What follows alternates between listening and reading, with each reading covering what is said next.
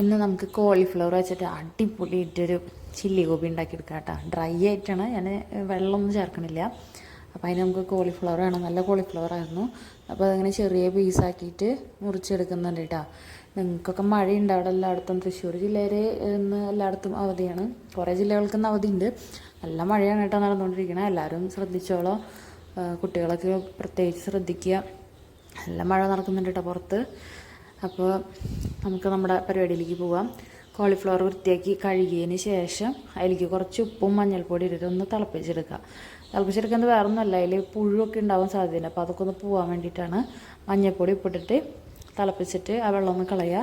എന്നിട്ട് രണ്ടാമത് കുറച്ച് വെള്ളം കൂടി വെച്ചിട്ട് ഒന്നും കൂടി വേവിച്ചെടുക്കുക. ചെറുതായിട്ട് വെന്താൽ മതി, നന്നായി വെന്ത് ഉടഞ്ഞൊന്നും പോകണ്ട കേട്ടോ. നമുക്ക് വറുത്തെടുക്കാനുള്ളതാണ്.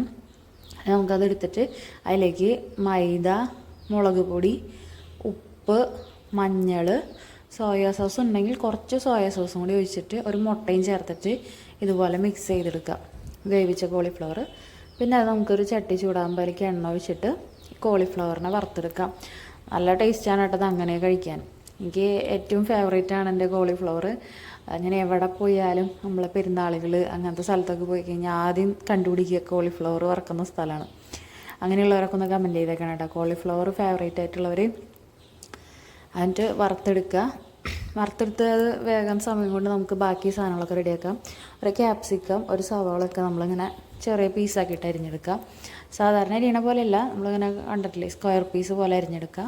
പിന്നെ വെളുത്തുള്ളി വേണം. വെളുത്തുള്ളി നല്ലോണം ചേർത്ത് അത്രയും നല്ലതാണ്, ടേസ്റ്റ് കൂടുകയും ചെയ്യും, നമുക്ക് നല്ലതുമാണത്. വെളുത്തുള്ളി സ്വതവേ എനിക്ക് നന്നാക്കാൻ മടിയാണ്. കുറച്ച് വലിയ വെളുത്തുള്ളി കിട്ടിയ കാരണം ഇഷ്ടം പോലെ എടുത്തിട്ടുണ്ട് കേട്ടോ. അപ്പോൾ വെളുത്തുള്ളി നന്നാക്കി എടുക്കുക.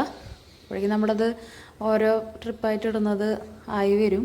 നല്ല ക്രിസ്പി ആയിരുന്നു കേട്ടോ കഴിക്കാനൊക്കെ. ഞാൻ ആദ്യത്തെ സത്യം പറഞ്ഞാൽ ഞാൻ തന്നെ കഴിച്ച് തീർത്തു. നല്ല ടേസ്റ്റ് ഉണ്ടായിരുന്നു, നല്ല ക്രിസ്പി ആയിരുന്നു കേട്ടോ. അപ്പോൾ അത് കഴിച്ചു.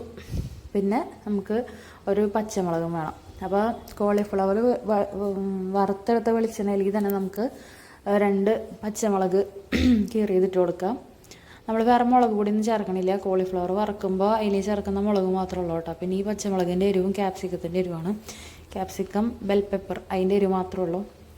അപ്പോൾ ക്യാപ്സിക്കവും സവാളയും കൂടി ഇതുപോലെ സ്ക്വയറാക്കി അരിഞ്ഞത് അതിട്ട് കൊടുക്കുക. പിന്നെ അതൊന്നും ഇതായി വരുന്ന സമയത്ത് വെളുത്തുള്ളി ചേർത്ത് കൊടുക്കുക. വേണ്ട, ഇത്രയും വെളുത്തുള്ളി എടുത്തിട്ടുണ്ടായിരുന്നു കേട്ടോ, കുറേ വെളുത്തുള്ളി ഉണ്ടായിരുന്നു. വെളുത്തുള്ളിയും ചേർത്ത് കൊടുത്തിട്ട് നന്നായി വഴറ്റി അതൊന്നും ഇതായി വരുമ്പോൾ കുറച്ച് ടൊമാറ്റോ സോസോ കെച്ചപ്പ് എന്തെങ്കിലും ചേർത്ത് കൊടുക്കുക. കുറച്ച് മതി കേട്ടോ.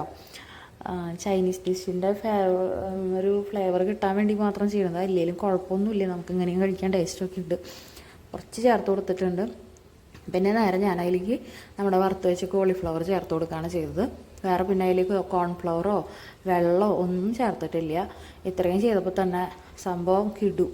ഭയങ്കര ഇഷ്ടമായി എല്ലാവർക്കും, എല്ലാവരും കഴിച്ചു. മെയിനായിട്ട് ഞാൻ തന്നെയാണ് കഴിച്ചത്. എനിക്ക് ഭയങ്കര ഇഷ്ടമാണ്, എൻ്റെ ഏറ്റവും ഫേവറേറ്റ് ആണ് കേട്ടോ കോളിഫ്ലവർ.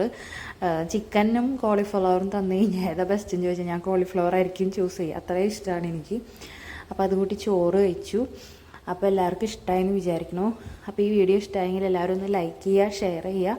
സബ്സ്ക്രൈബ് ചെയ്യാതെ കാണുന്നവരുണ്ടെങ്കിൽ ഒന്ന് സബ്സ്ക്രൈബ് ചെയ്ത് സപ്പോർട്ട് ചെയ്യണേ. അപ്പോൾ bye from Sini Stani vlogs.